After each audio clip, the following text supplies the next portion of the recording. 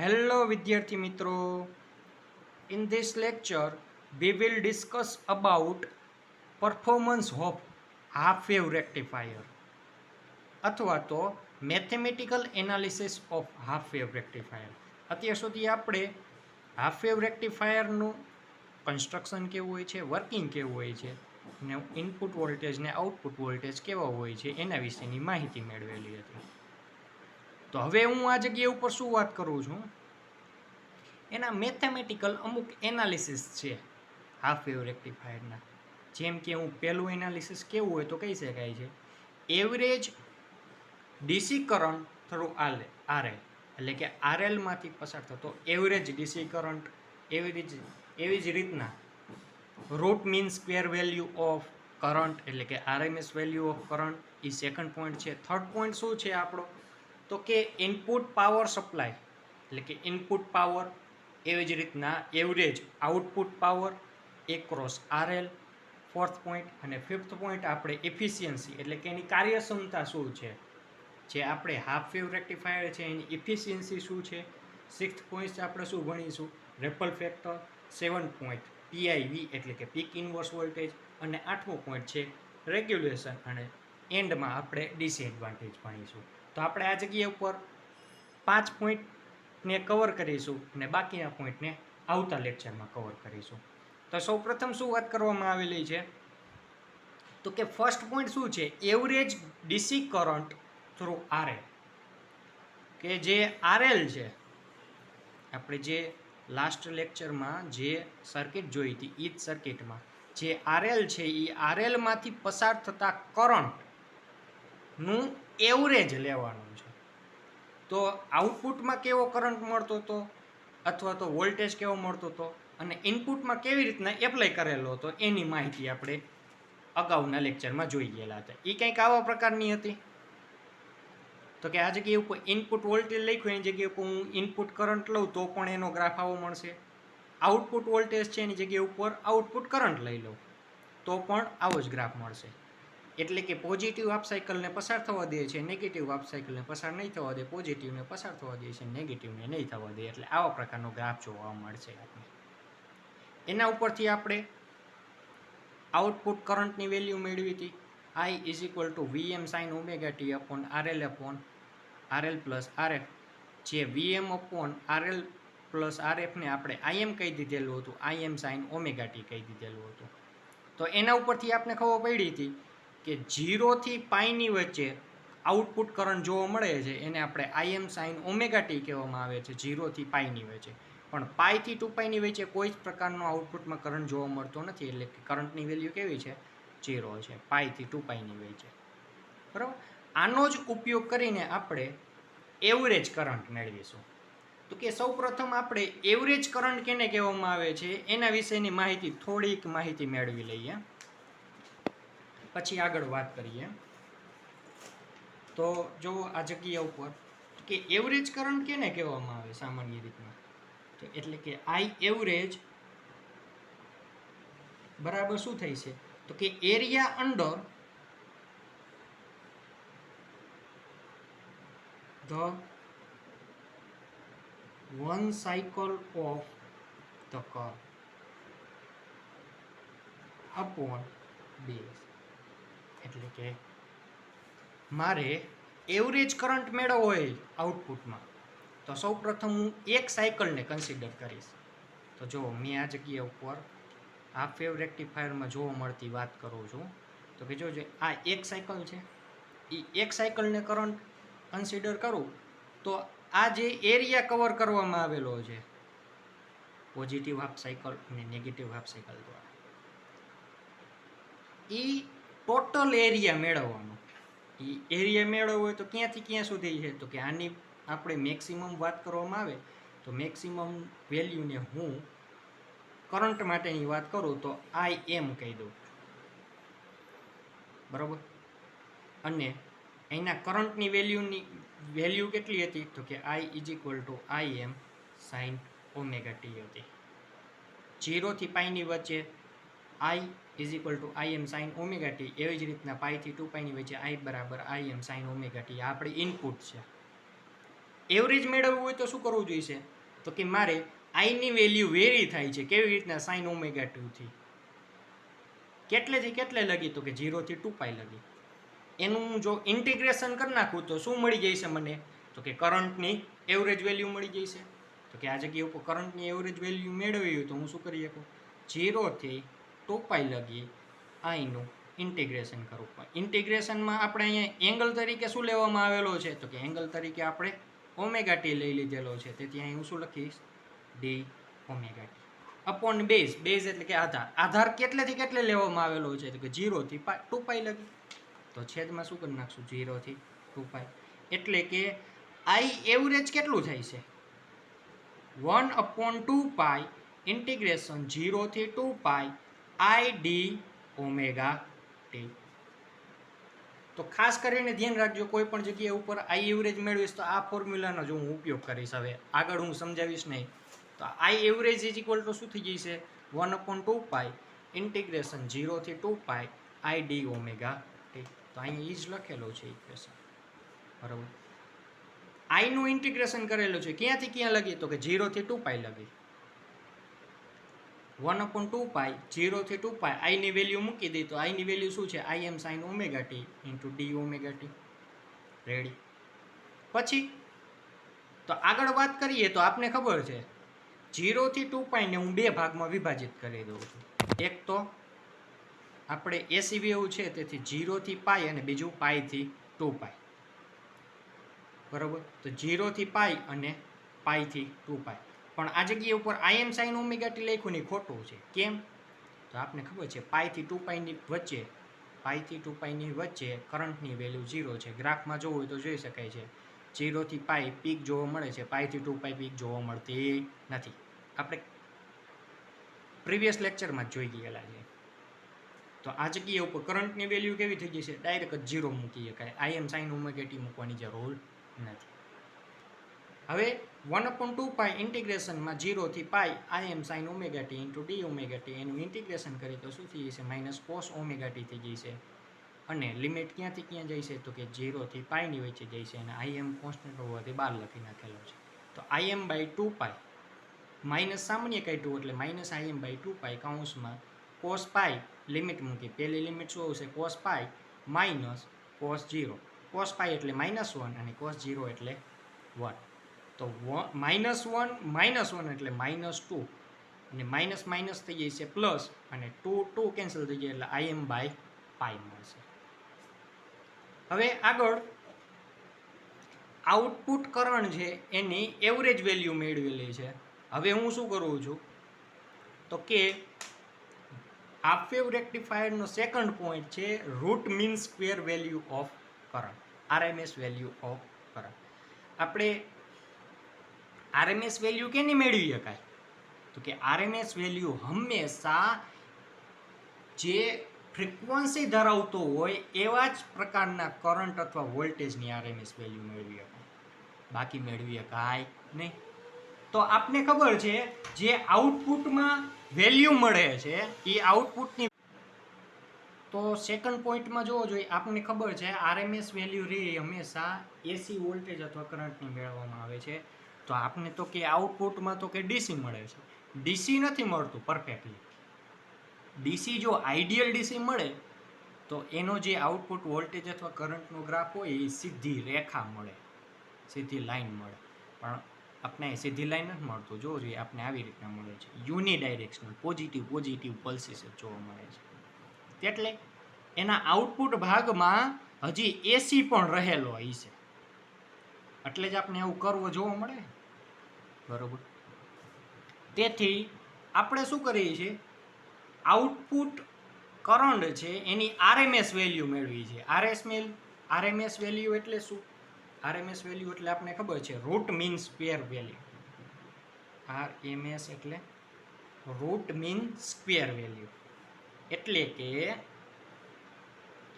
સૌપ્રથમ મારે કરંટનું શું કરવાનું રહેશે? આરએમએસ વેલ્યુ મેળવવાની એટલે ઊંધી સાઈડ હાલવાનું. પહેલાં શું કરવામાં આવશે? તો કે સ્ક્વેર. કેનો? તો કે કરંટ. પછી મીન એટલે કે એવરેજને આપણે આવી રીતના દર્શાવવામાં આવશે. અને પછી શું કહી દીધેલું છે રૂટ. આવી રીતના કરવામાં આવશે. તો કે આઈ એનું એવરેજ વેલ્યુ મેળવવામાં આવશે. એવરેજ એટલે 0 થી 2 pi I D omega T અને આગળ શું થઈ જશે 1/2 પાઈ થઈ જશે. આપણે આઈ સ્ક્વેરની એવરેજ વેલ્યુ મેળવી અને એની પણ શું થઈ જાય છે રૂટ એટલે 1/2. તો જો આ જગ્યા ઉપર મેં એ જ કરેલું છે, જે ઇક્વેશન મેં આ જગ્યા ઉપર લખેલું છે એ જ ઇક્વેશન આપણે આ જગ્યા ઉપર જોવા મળે છે. I RMS is equal to 1/2 pi ઇન્ટિગ્રેશનમાં 0 થી 2 pi I square D omega T ની 1/2. ફરીથી 0 થી 2 પાઈ લિમિટ છે એને હું શું કરી નાખું છું, આઈ સ્ક્વેર આરએમએસ નહીં આઈ આરએમએસ એ લિમિટને હું તોડી નાખું છું 0 થી પાઈ અને પાઈથી 2 પાઈમાં. અને પાઈથી 2 પાઈમાં આપને ખબર છે કરંટની વેલ્યુ કેવી હોય, 0 હોય. તો મેં આ જગ્યા ઉપર પહેલેથી 0 મૂકી દીધેલી છે, આ લખવાની કંઈ જરૂર નથી.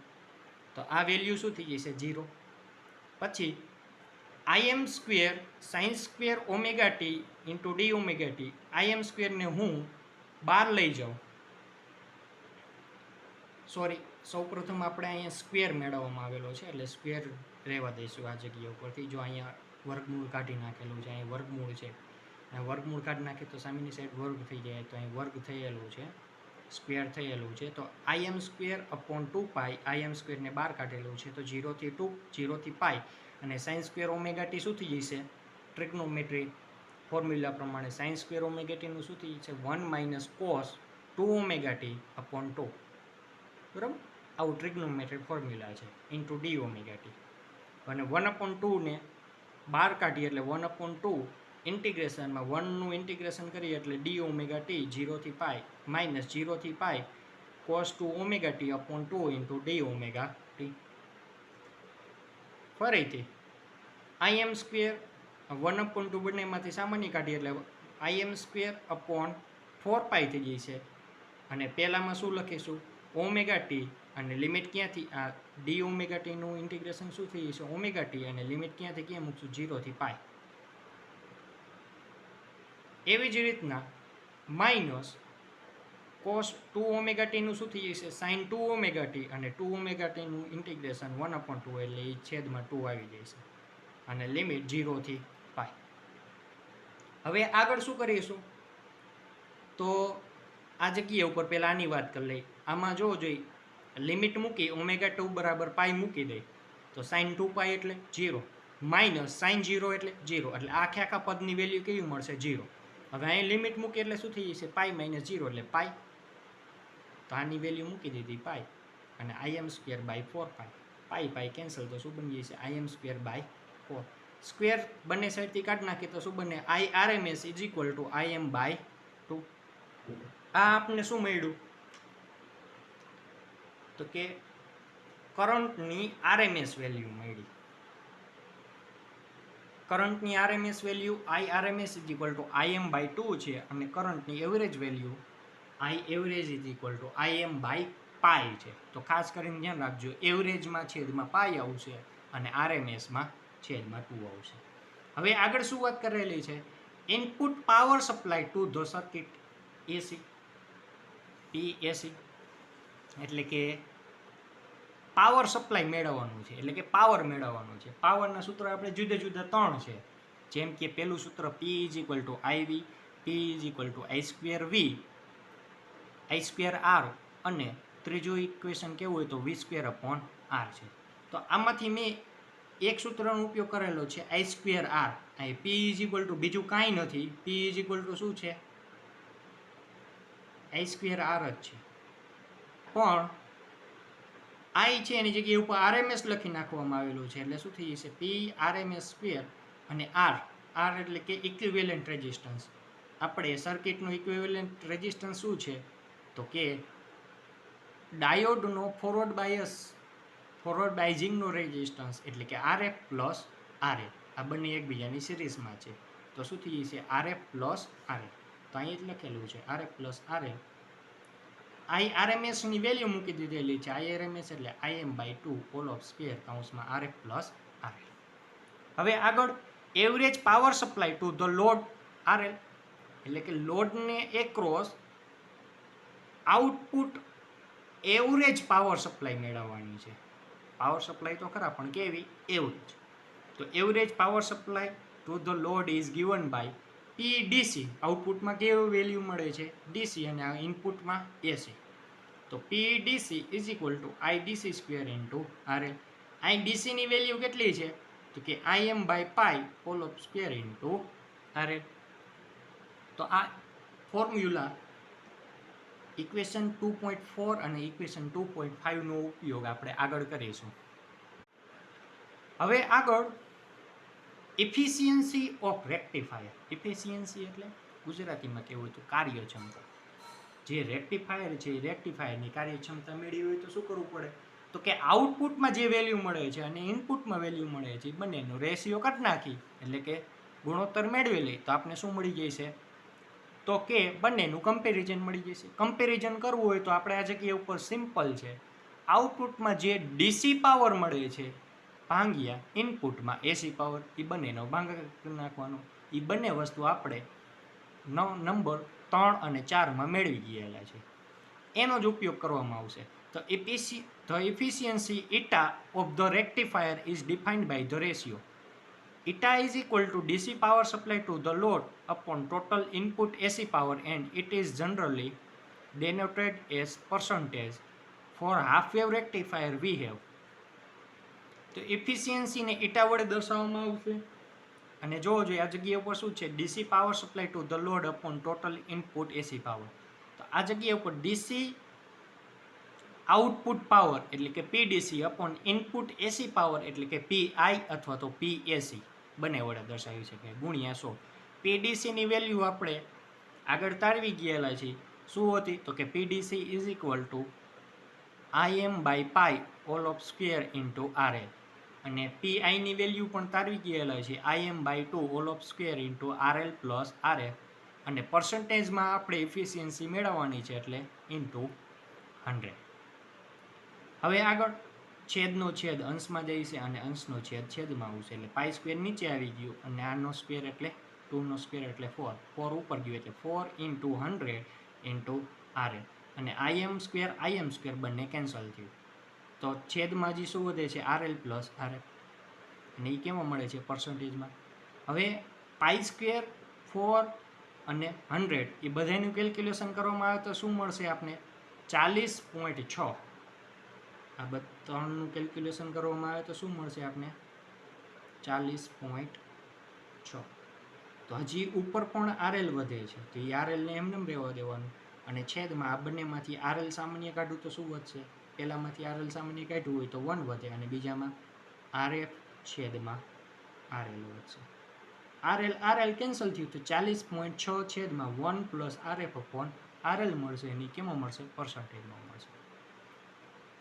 હવે if RF less than or equal to RL. RL એટલે કે લોડ રેઝિસ્ટન્સ આઉટપુટમાં જે લોડ રેઝિસ્ટન્સ છે એ. અને આરએફ રહ્યું ડાયનેમિક ફોરવર્ડ રેઝિસ્ટન્સ એટલે કે ઇનપુટમાં ફોરવર્ડ બાઇઝિંગ દરમિયાન ડાયોડને એક્રોસ રેઝિસ્ટન્સની વેલ્યુને આપણે આરએફ કહેવામાં આવેલું છે. કે જો આરએફ રહ્યું એ આરએલ કરતાં બહુ જ નાનું હોય તો ધ એફિશિયન્સી ઇઝ મેક્સિમમ. તો એફિશિયન્સીની વેલ્યુ કેવી થઈ જશે મેક્સિમમ.